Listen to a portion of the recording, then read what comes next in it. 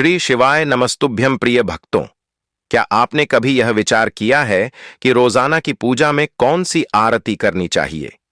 यह प्रश्न प्रायः उन सभी माताओं और बहनों के मन में अवश्य आता है जो प्रतिदिन भगवान का पूजन करती हैं। इस प्रश्न का उत्तर जानना अत्यंत आवश्यक है ताकि हम भगवान की आराधना सही नियमों के अनुसार कर सकें और उनका आशीर्वाद प्राप्त कर सकें। पूजा में आरती क्यों आवश्यक है? रोजाना जब हम भगवान को स्नान कराते हैं, वस्त्र अर्पित करते हैं, पुष्प समर्पित करते हैं, तब आरती करना पूजा की पूर्णता का प्रतीक होता है। आरती के बिना पूजा अधूरी मानी जाती है। परंतु व्यस्त जीवन शैली में कई बार समय की कमी हो जाती है। ऐसे में क्या करें? यदि समय की कमी हो तो अगर आपको सुबह जल्दी कार्य पर जाना होता है तो भी पूजा करना अत्यंत शुभ होता है। यदि आप आरती गाकर नहीं कर सकते तो आप दीपक या कपूर जलाकर आरती कर सकते हैं। यह भी उतना ही फलदायी माना गया है। आप भगवान के सामने दीपक या थाली को कम से कम 7 बार घुमा लें। मन ही मन भगवान का ध्यान करें और उनका नाम लें। यदि कोई मंत्र आता है तो उसका भी जप कर सकते हैं। इस प्रकार बिना आरती गाए भी आरती की जा सकती है, जो भगवान को समर्पण का संकेत देती है। आरती कैसे करें? शुद्ध देसी घी से दीपक जलाना अत्यंत शुभ माना गया है। यदि घी उपलब्ध न हो तो आप तेल या कपूर से भी आरती कर सकते हैं। आरती करते समय थाली को भगवान के सामने 7 बार घुमाना चाहिए।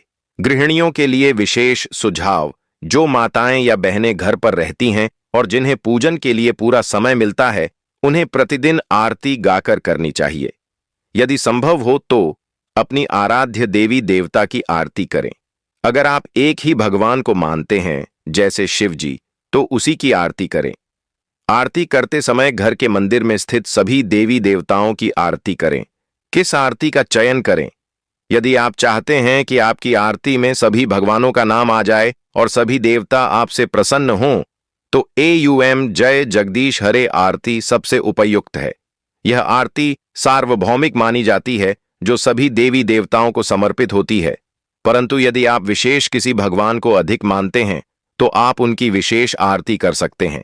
उदाहरण के लिए शिव जी के लिए AUM जय शिव ओंकारा, श्री कृष्ण के लिए आरती कुंज बिहारी की, श्री राम के लिए श्री रामचंद्र कृपालु भजमन, हनुमान जी के लिए आरती की जय, हनुमान लल्ला की आरती के बाद मंत्र जाप। आरती के बाद मंत्र जाप भी अत्यंत फलदायी होता है। अपने इष्ट देवता का कोई एक मंत्र चुनें। रोजाना उसी मंत्र का कम से कम 5 बार या 11 बार जाप करें। यदि संभव हो तो 108 बार एक माला मंत्र का जप करें। उदाहरण के लिए शिव जी के लिए AUM नमः शिवाय, कृष्ण जी के लिए AUM श्री कृष्णाय नमः, हनुमान जी के लिए AUM हनुमते नमः। मंत्र बदलना नहीं चाहिए। रोजाना एक ही मंत्र का जाप करने से मन एकाग्र होता है और भक्ति में स्थिरता आती है। शाम की पूजा में क्या करें? यदि आपका मन शाम के समय आरती गाने में नहीं लगता तो आप केवल दीपक जलाकर 7 बार घुमा सकते हैं। पर यदि आप समय निकाल सकते हैं तो आरती गाकर पूजा करना श्रेष्ठ होता है। यदि समय हो तो आरती गाना उत्तम है। समय की कमी में बिना गाए भी दीपक से आरती कर सकते हैं। AUM जय जगदीश हरे एक सर्वमान्य आरती है जिसमें सभी देवताओं की स्तुति होती है।